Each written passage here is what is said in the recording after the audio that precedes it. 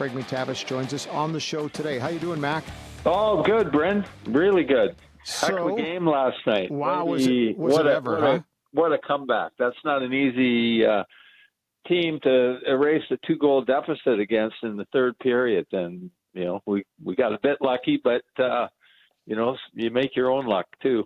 Well, I'm always kind of curious to know where you thought that game kind of changed a little bit, because LA looked like they threw a blanket over the Oilers for maybe the first 30 minutes of that hockey game.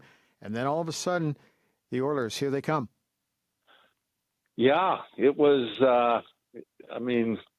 my assessment of the first couple periods where we were being quite outshot was that territorially a significant advantage for LA. I thought we had every bit as much of territory play, offensive zone play as they did, but they just seemed like they had an easier time getting pucks to the net. And I mean, it's a very difficult system to play against when you play against LA. As we've talked about many times, they're the second best 5-on-5 defensive team in the game. And, it's because they have a very conservative system. And I thought Connor addressed it pretty well last night, saying that, absorbing the rush all the time can be tiring. And generally, most teams will draw their 5 players back after their offensive blue line. So you got 5 players covering 3/4 of the ice. And LA is quite different in that regard. They bring 5 players in behind the red line. Yeah. So there's 5 players, covering there's condensed ice and limited space.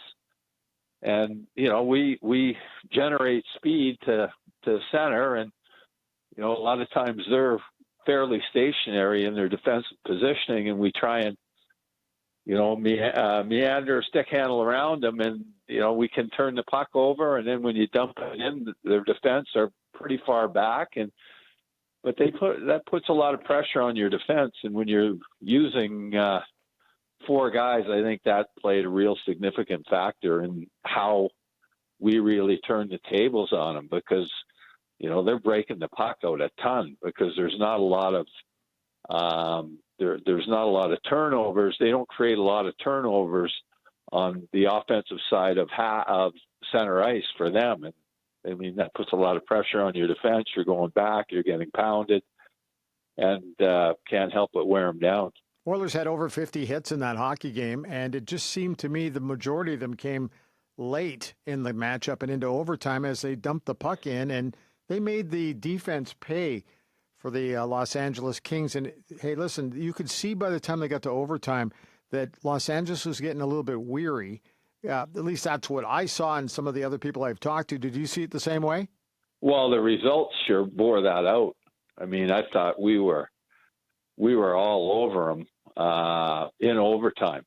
And, I mean, it's always a little nerve-wracking when you carry the place so much that when it does go back into your end, you're worried you're going to get a fluky bounce or something and lose the game when you're in sudden death. But we earned that power play. Eventually, we earned that power play, and our guys.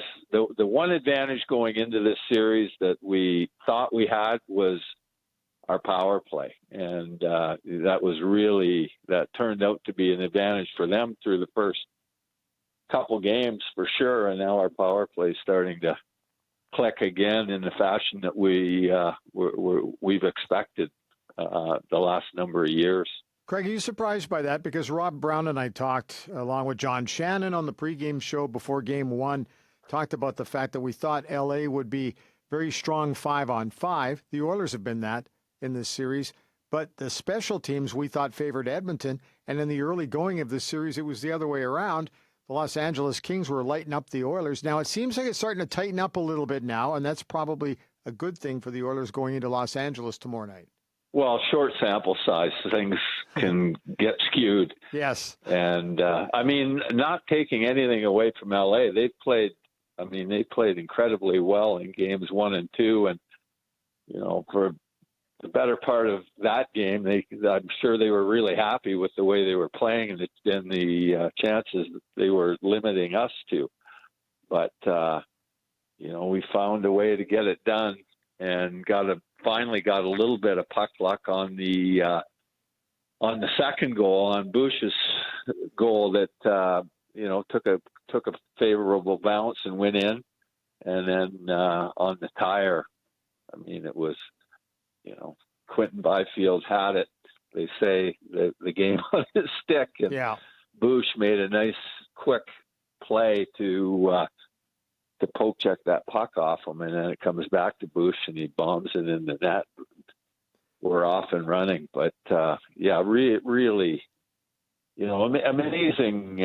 I've never ceased to be amazed by and you and I talked about it in Sunday's game. Right. I mean, just the energy downtown and the amount of people and the Oilers sweaters. It's just a massive humanity down there, all bleeding orange mostly. But it's an amazing phenomenon. And I mean, incredible to send the fans home in that fashion last night. In a state of delirium. Great. Yeah, absolutely. Hey, well, the LA Kings might look a little bit tired down the stretch in the third period and into overtime. Darcy Kemper's not showing any of that. He was great in the extra session, I thought.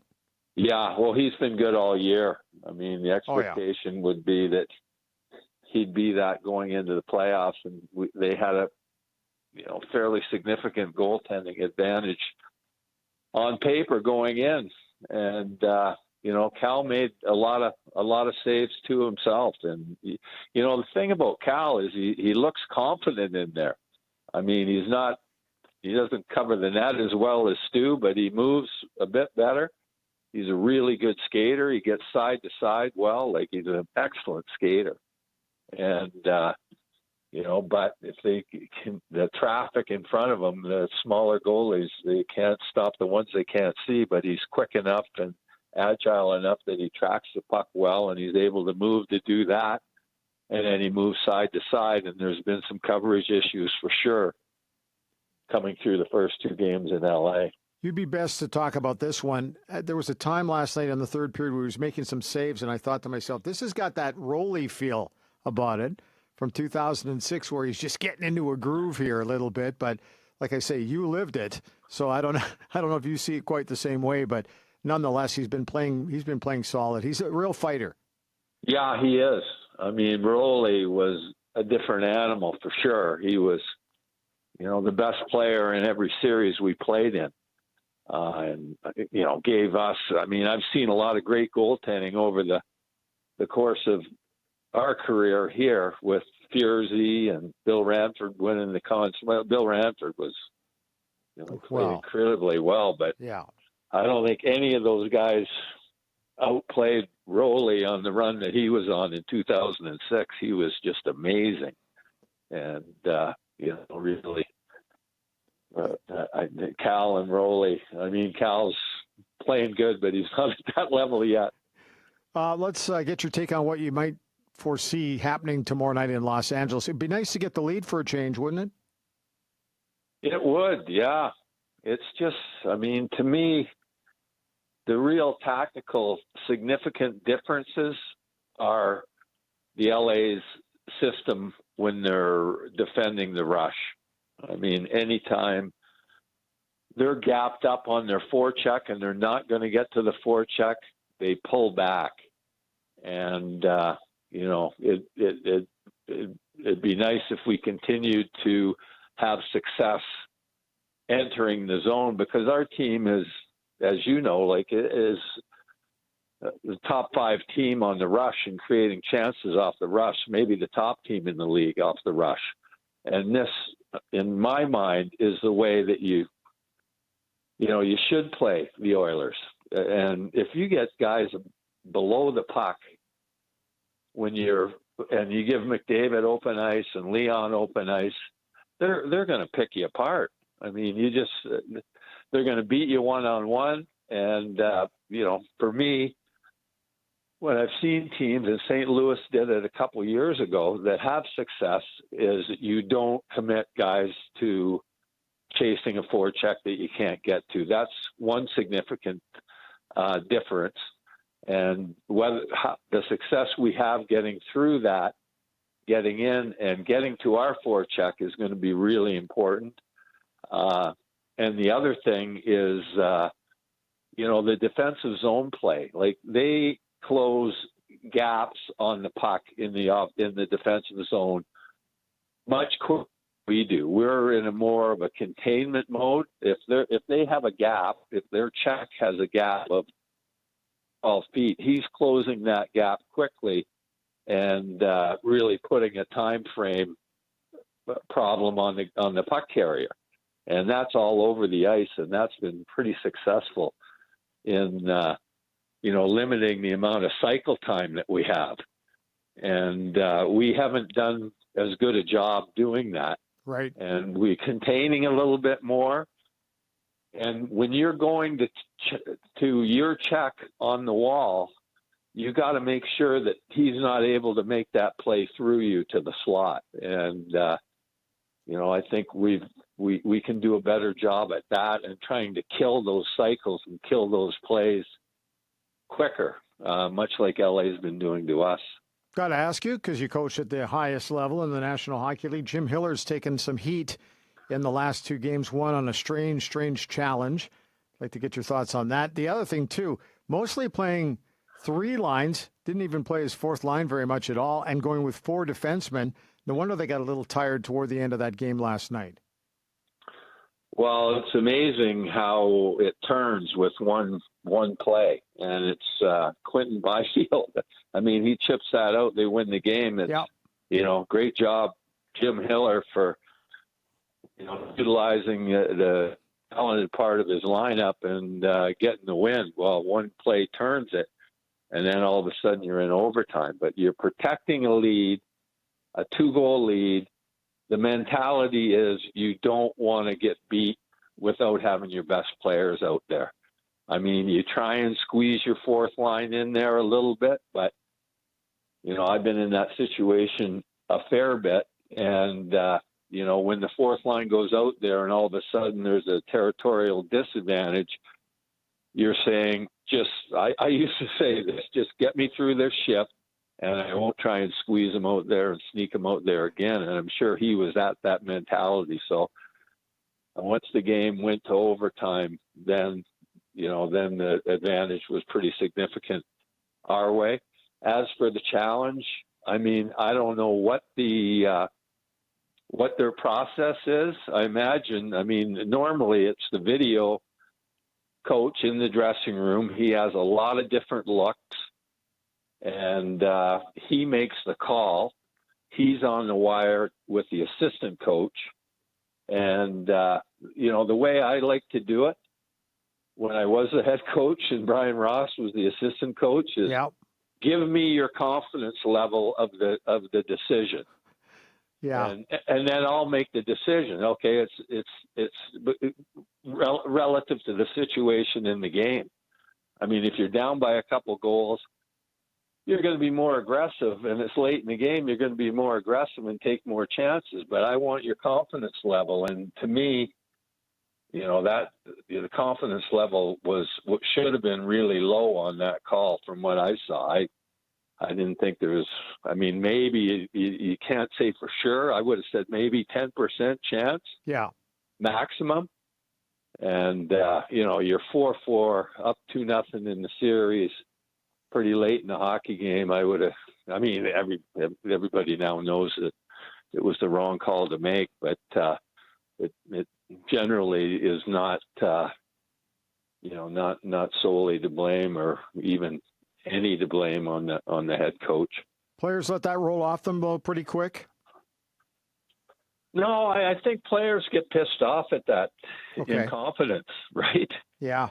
Like, it's just the coaches don't accept incompetence, and players they support the video coach because normally they're pretty bang on and they're always a pretty good character and very popular. But you know, those mistakes they're costly, and I think you know, it takes a while for I think they'd be really upset that they made that call.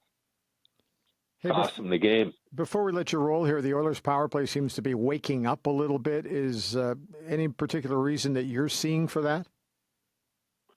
Not really. I think you know, they're getting the zone on what Mark Spector call it, the cheat code to Connor, and gets the zone and gets the setup, and you know, they're aggressive. I mean, they're really aggressive, and you know, when you're facing an aggressive penalty kill like that, you know, your chances are going to be fewer, but a lot of times they're higher quality. Right.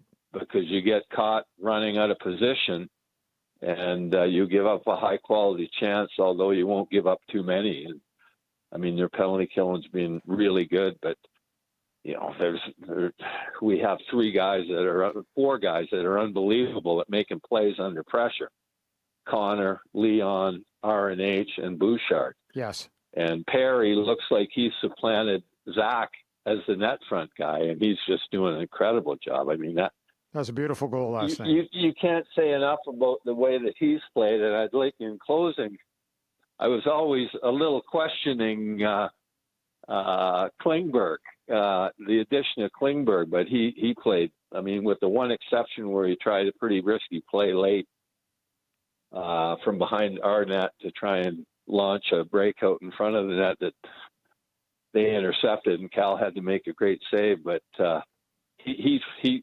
really stepped up, and we've needed him with Ekholm out, and he's moving the puck unbelievably well, and you know, has played well so far. So kudos to him.